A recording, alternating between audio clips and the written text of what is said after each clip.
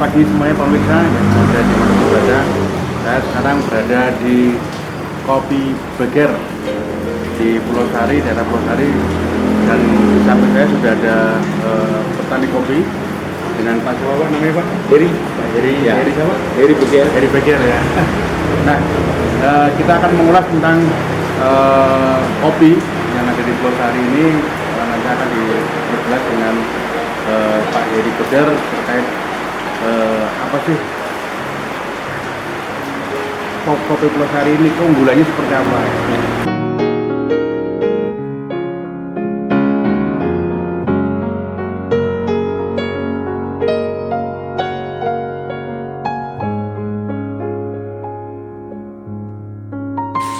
Nah, pemirsa, kita akan mengetahui tentang kopi keunggulan Pulau Sari.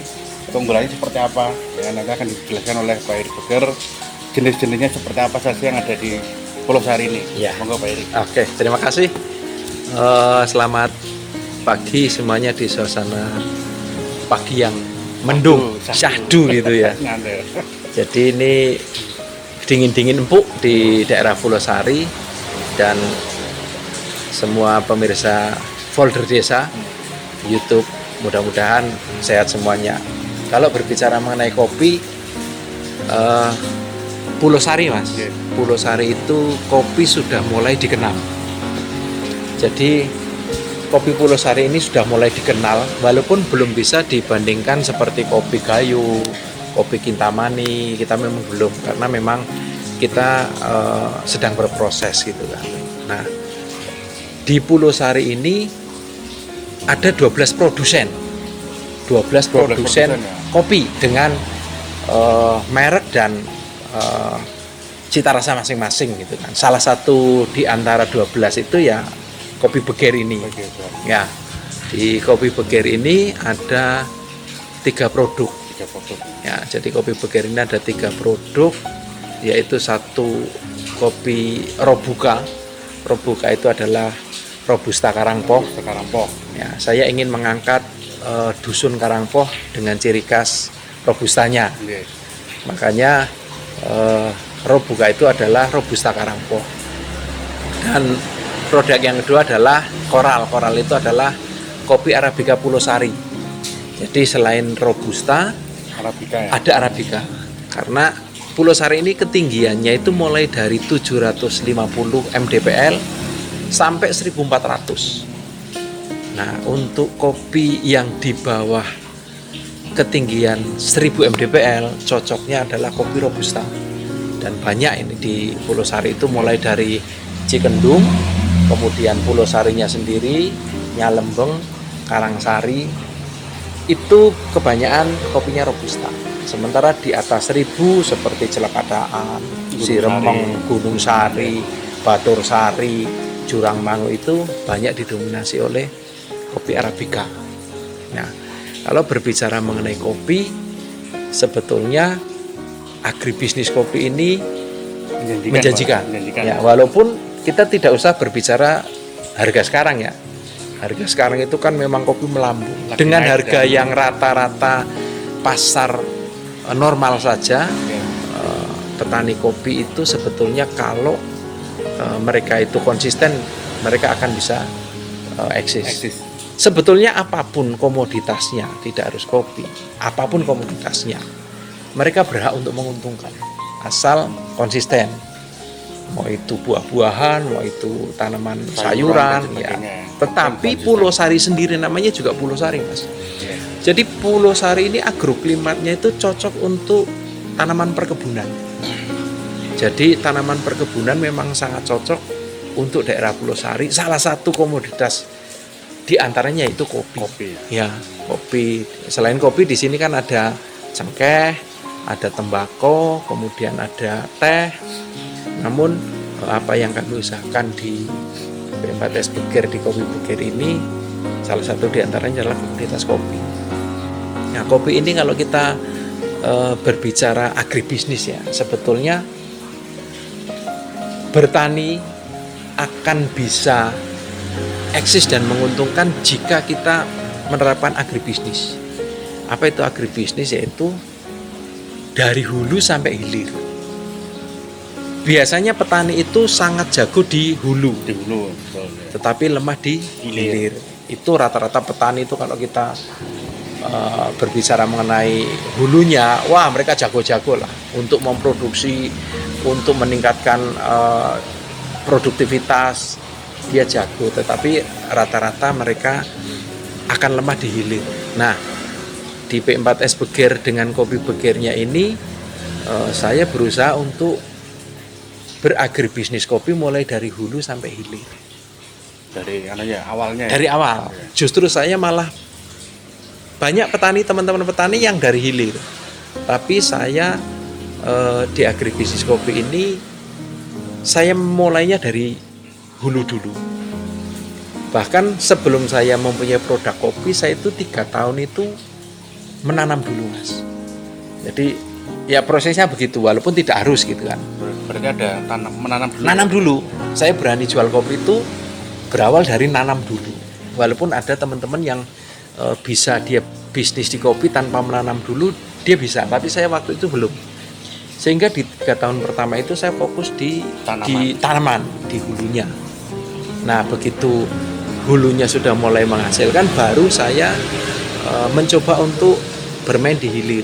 Nah, di hilir ini sebetulnya kopi beger ini kalau di Pulau Sari bisa dibilang anak ragil gitu. Itu karena apa? Dari ya teman-teman senior yang duluan sudah memproduksi kopi itu banyak. Jadi saya malah justru di hilirnya itu banyak belajar mengenai proses pengolahan itu dari mereka-mereka yang sudah duluan. Dari teman-teman petani yang sudah duluan saya belajar gitu. Artinya bahwa proses itu harus dijalani. Nah, saya mulai memproduksi kopi itu di 2022. 2022. Ya, 2022. Saya 2019 itu baru menanam. 2022 itu saya mulai memproses.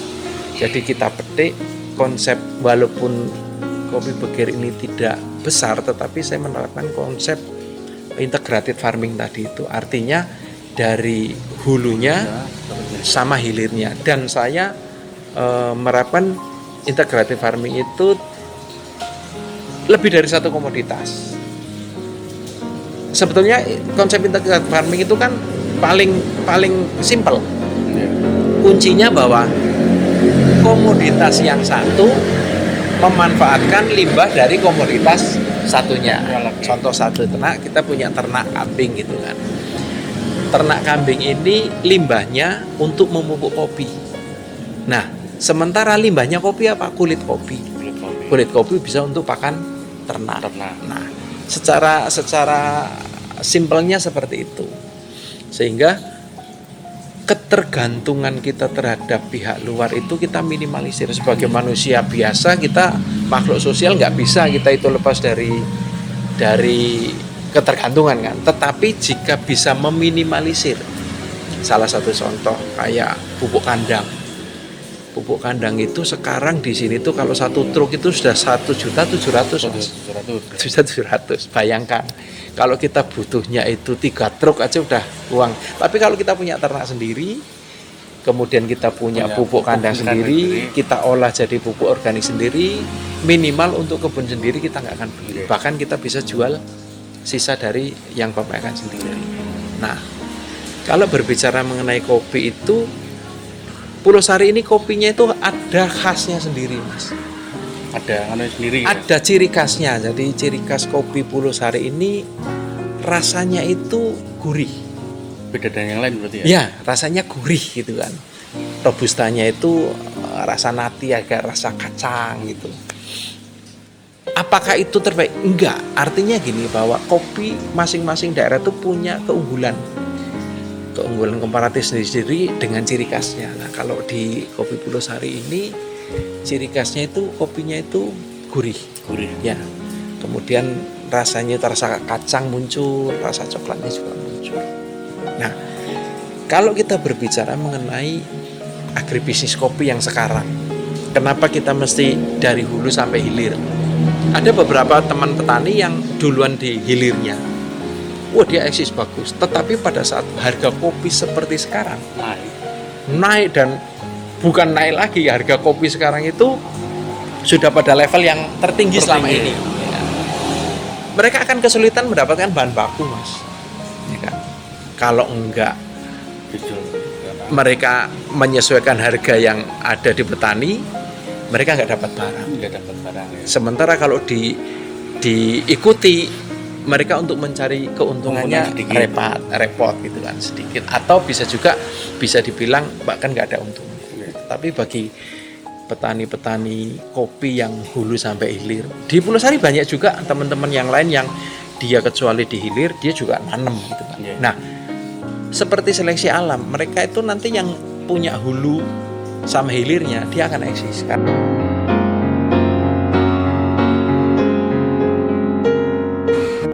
Ayo Mas, sambil kopinya. Ya.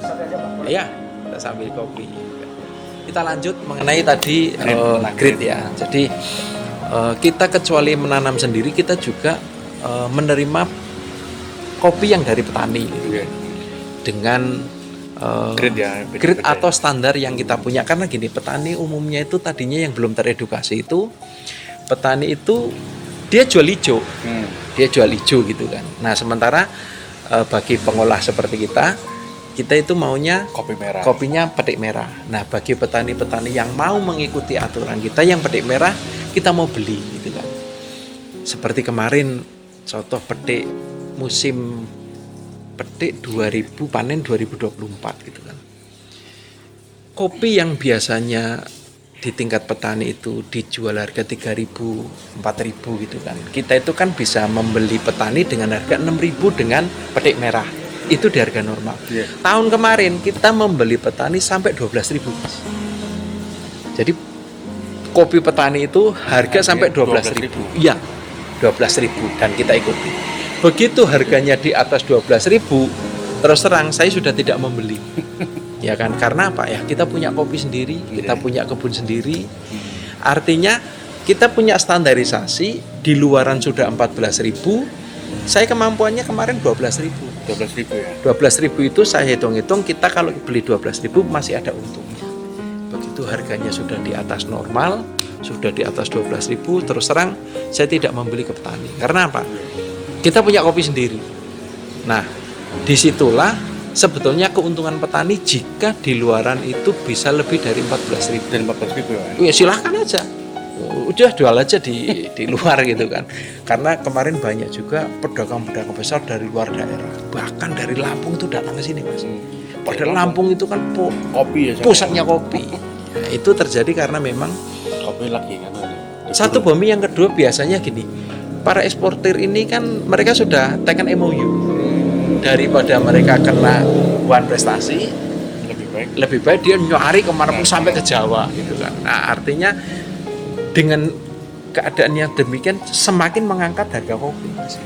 Karena intinya kan begitu pesaing banyak, harga kopi itu semakin naik. Ya keuntungannya petani sini kemarin itu. Nah kalau biasanya kalau memanen itu ada waktu nggak Pak yang tepat untuk dengan kualitas kopi terbaik? Ya kalau di sini umum ya. Kalau musim normal itu biasanya nanti dia berbunga itu kan di bulan Januari Februari. Yeah. Petik itu nanti di bulan Agustus Mas. Untuk Robusta ya. Di bulan Agustus Robusta. Iya Agustus. Nah kalau Arabica dia lebih dulu. Itu kualitas terbaik berarti ya? Iya. Iya dan memang musimnya di sini seperti itu karena artinya kualitas terbaik, kematangannya itu sempurna itu biasanya di bulan Agustus. Ya. Tapi tahun ini kayaknya maju ini Mas, karena saat ini kopi Robusta sudah sebesar ini, sebesar jari kelingking itu. Kayaknya nanti maju mungkin di bulan Juni mungkin, Mei Juni itu mungkin sudah ada yang merah. Tahun ini agak maju gitu. Kalau faktor yang mempengaruhi kualitas hasil panen kopi apa Mas? Kualitas faktornya? Ya, satu, memang musim Mas. Musim ya? Itu panen raya gitu kan. Di panen raya itu kualitasnya biasanya bagus. Terus kemudian pengolahan.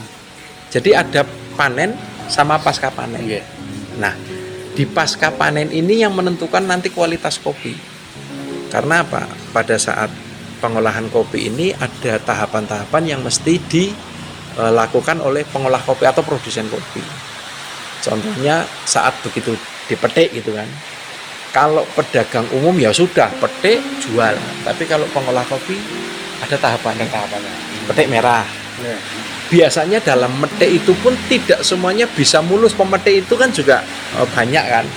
Ada yang bisa metik merah, kadang-kadang ada yang hijau katutan gitu atau tersampur. Nah, berarti prosesnya kita sortir dulu. Yang hijau berarti kita pisahin, yang merah kita proses. Yang hijau kemana? Ada pasarnya sendiri, Mas. Ada pasarnya yang kopi hijau. Nah, nanti begitu sudah tersortir antara merah dan hijau, kita mendapatkan biji yang merah. Biji merah ini nanti kita rambang, Mas. Kita rambang, masukkan ke dalam sebuah bak. Nanti biji yang ngambang itu, yang mengapung itu kita pisahin. Itu yang kualitasnya tidak bagus. Kita pisahin, hanya biji yang tenggelam yang kita proses. Nah, biji yang mengapung itu dikemanain? Ya, akan ada juga yang nyari, Mas. Untuk kopi-kopi lokal gitu kan. Ada pasarnya sendiri.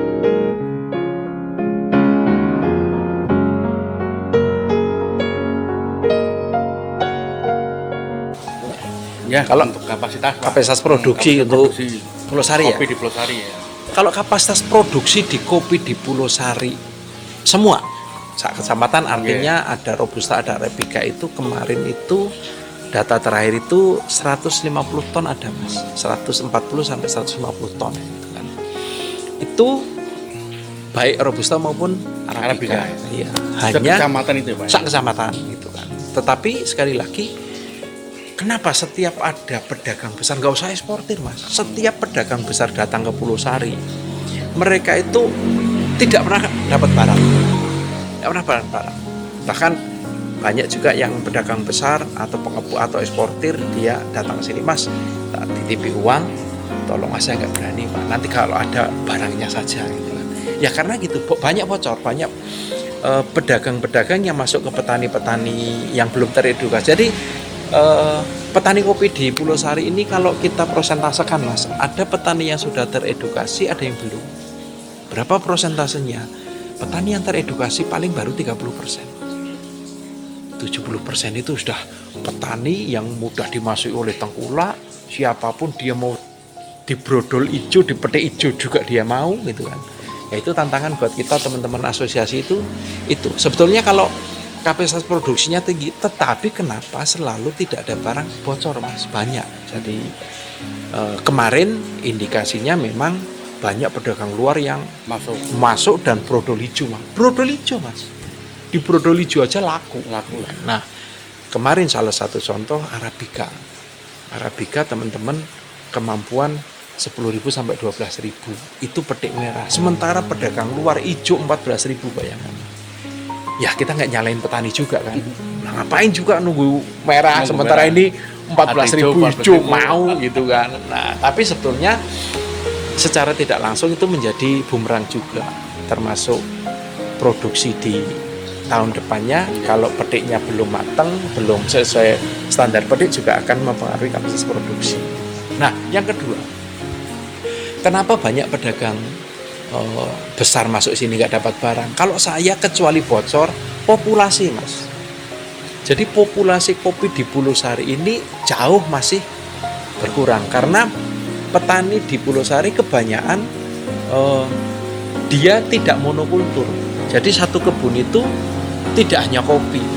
Mereka tumpang sari, ada alpukatnya, ada jagungnya, ada cengisnya, ada kopinya gitu kan.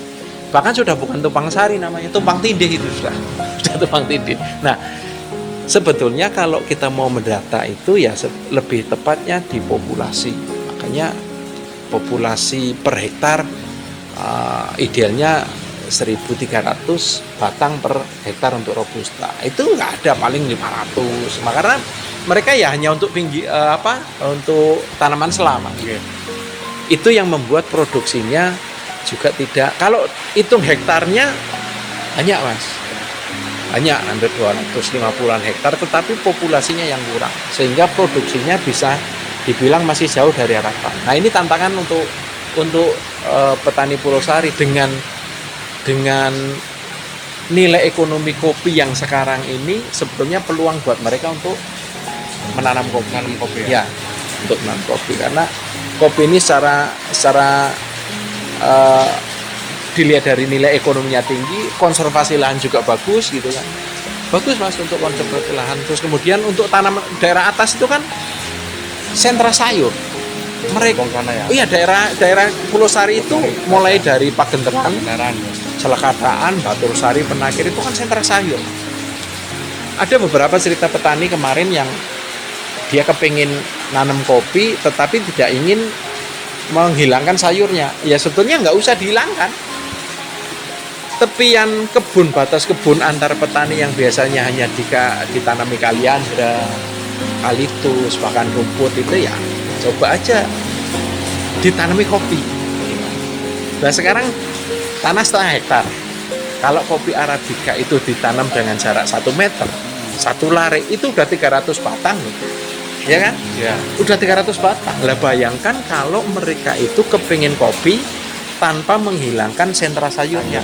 Batas kebun itu aja. Itu kalau mau ditanam mau berapa juta pohon. Lumayan ya. Oh iya, tanpa harus merubah pola tanam mereka sebagai sentra sayur. Nah, kenapa tanaman kopi sebetulnya saya bilang tanaman kopi ini untuk konservasi lahan juga bagus.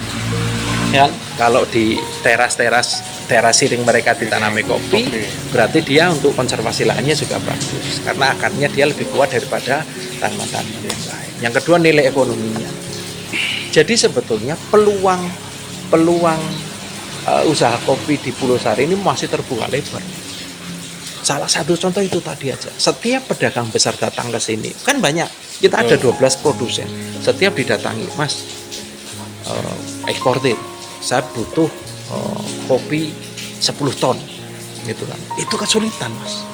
Kesulitan karena ya itu tadi banyak yang kopi sebelum waktunya dipetik sudah di ijon. Nah, termasuk ijon itu tadi itu tantangan. Iya, Ijon ya. Ijon itu tengkulak itu masih ya dan itu di kopi banyak juga ya karena teman-teman di asosiasi itu juga tidak bisa berbuat banyak manakala untuk membentengi itu. Karena sekali lagi pedagang-pedagang besar itu mereka lebih kuat di modal. Setiap petani ya mereka nggak mau disebut ijon sih, tapi dia bilangnya bon ya. Kasbon lah gitu kan. Saya bon uang saya butuh mau untuk menikahkan anaknya, untuk menyekolahkan anaknya, bisa bon 5 juta ada dikasih. Nah nanti nyaurnya nanti di pedian. Nah kalau pedian yang seperti itu ya sama aja. Akhirnya di hijau tidak sampai merah. Kalau perkembangan budaya ngopi di Indonesia ini meningkat berarti ya? Seiring waktu meningkat Mas, dengan menjamurnya kafe-kafe gitu kan. Ini ya sekarang kopi bagi produsen kopi juga menjadi peluang Mas. Iya, karena memang dari 12 produsen kopi ini juga omsetnya mereka meningkat, naik. Bahkan ya kayak kita aja, kita yang tidak besar ini kita punya stok untuk panen tahun berikutnya. Stoknya kita ini juga kita masih berpikir apakah nyampe apa enggak. Padahal kita tahun ini tidak menjual green bean, kita jualnya rose bean sama bubuk. Itu pun kita masih. Kalau kopi bakar sendiri berapa ton ini per? Saya kemarin 2 ton. 2 ton. Iya. Itu dan stok 2 tahun? ton. Iya dalam 1 tahun. 2 ton ya. 2 ton itu dalam 1 tahun itu kita kenapa tidak menjual green bean? Jadi kita punya pasar itu pelanggan kafe, juga kopi bubuk yang orang datang itu kalau dihitung-hitung itu masih agak khawatir juga sampai tahun depan petikan itu nyampe apa enggak gitu kan. Itu gitu. Jadi ini kopi memang rame Mas. Kopi sekarang itu dan harganya itu luar biasa. Ini sebuah keuntungan bagi petani kopi yang mereka menerapkan hulu sampai hilir ya. Itu dia. Tapi bagi petani yang di hilir, hulunya juga nggak dapat, dia mesti beli biji kopinya juga sudah mahal. Olahannya apa sih Pak? Ya. Olahannya apa sih? Oke. Kalau kita itu, saya ada 4 olahan kopi. Ada 4 olahan kopi. Kalau di Arabica itu, di Arabica dulu. Kita itu natural, kemudian bos, honey, sama wine. Tapi kalau di Robusta, saya hanya 1 natural. Biasanya ada juga bos, tapi tahun ini saya hanya ngolah satu jenis yaitu natural untuk yang robusta. Robustanya. Tapi kalau di arabikanya ada 4 tadi itu. Ada natural, was, kemudian honey, terus kemudian wine. Nah ini prosesnya hanya beda. Bijinya sama, tapi hanya proses. Jadi yang menentukan jenis pengolahannya itu adalah nanti cara mengolahannya. Kalau natural itu kan berarti biji dari kebun merah, Merah ya. kita sortir, kemudian kita jemur. Setelah kering baru kita kupas kulitnya, itu natural. Nah, kalau was itu dibalik. Jadi dari biji merah, Biji merah. kupas kulit, kemudian dicuci, baru dijemur. Jemur. Iya.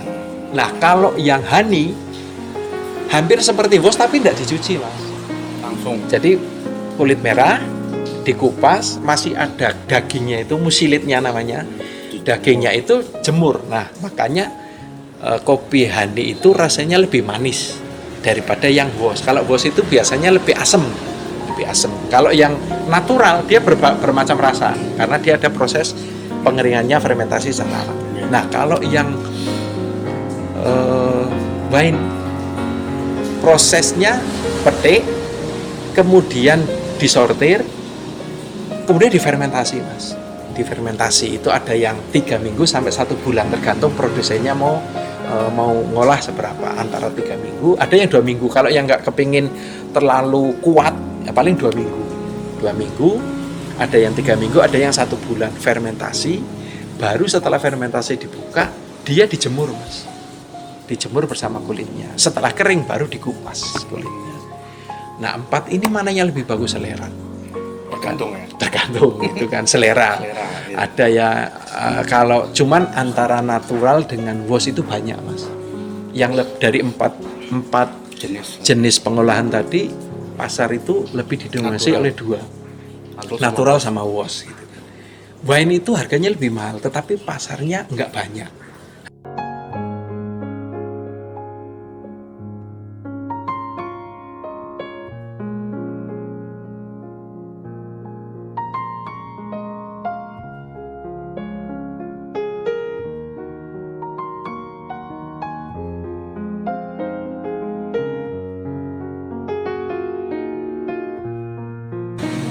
Untuk produk kopi Beger itu mulai dari green bean, Ya, green bean. kemudian roast bean, kemudian bubuk. Nah, ini salah satu contoh produk green bean-nya Arabica. Arabica. Ya, ini dengan proses wash. Nah, sementara kalau yang ini green bean Robusta dengan proses natural. Gitu. Nah, harga sekarang untuk Robusta green bean premium seperti ini 90 sampai 100 ribu 1 kilo. 1 kilonya premium. Nah, kalau yang arabikanya antara 130 sampai 140 ribu ya. Kemudian roast bean. Nah, ini roast bean itu adalah dari green bean yang sudah disangrai. Cangkre. Ya, disangrai. Kalau untuk kafe itu biasanya senang dengan roast bean. Roast bean-nya. Jadi dalam bentuk kopi yang sudah disangrai atau di roasting ini. Ini produknya dari peningkatan dari nilai tambah ini pun kalau kita untuk eceran dari ini yang 90.000 sampai 100.000 begitu menjadi seperti ini sudah 180 sampai 200.000. 180. Iya, 180 sampai 200.000. Nah, kemudian kecuali ini kita ada produk bubuknya. Ini arabikanya dengan merek Coral, kemudian ada Robuka yaitu bubuk dari Robusta. Ada satu lagi, Mas. Ini produk kopi lanang. Jadi kita juga ada kopi lanang. Kopi lanang, Ya. manfaatnya kopi lanang ini. Ya, kopi lanang, kopi celeng gitu kan. Jadi kopi lanang ini sebetulnya bukan satu varietas sendiri, tapi dalam satu pohon itu ada kopi lanangnya. Atau dalam bahasa ilmiahnya namanya piberi. Jadi kopi normalnya itu kan dalam satu biji isinya dua keping gitu kan. Tapi kopi lanang itu satu biji isinya satu. Berarti harus ada ya? Harganya lebih mahal. Enggak, masih harus memilah-milah berarti. Harus dipilah. Jadi dalam setiap pohon itu berpotensi untuk terdapat kopi lanangnya. Hanya setiap varietas beda-beda. Ada yang antara 5% sampai 7% itu kopi lanangnya. Makanya kopi lanang itu lebih mahal karena ada proses sortingnya. Nah, dari ini semua masing-masing produsen kopi di Pulau Sari yang 12 tadi itu punya produk ini dengan merek dan pasar masing-masing dengan ciri khas masing-masing. Kira-kira itu yang ada di kopi Beger. Jadi kopi Beger itu produknya ada green bean, ada roast bean, ada bubuk. Dengan mulai dari Arabica, Robusta, dan satu lagi yang ini tadi kopi lanang. Kopi lanang ya. Kopi jelang.